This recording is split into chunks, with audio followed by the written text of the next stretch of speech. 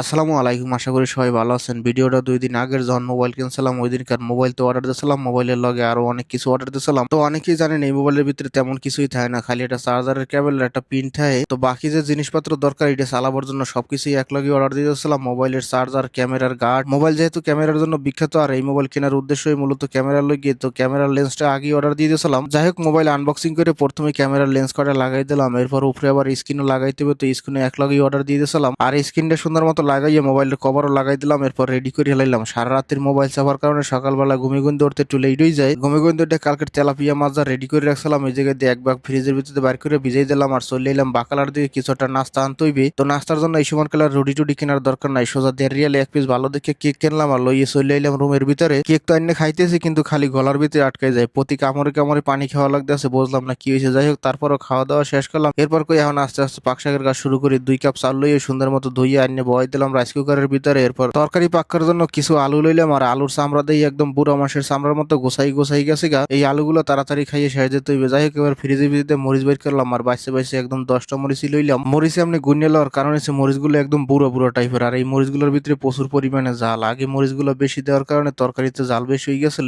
যাই হোক, মরিচগুলো কুচাই রেখে সুন্দর মতো পেঁয়াজ, রসুন টসুন যা যা দরকার আসলে সবকিছু কুচাই রেখে দিলাম। এরপর আলু কাটা সুন্দর করে লম্বা লম্বা করে কাটিয়ে রেখে দিলাম আর এদিকে তেলাপিয়া মাছগুলো সুন্দর মতো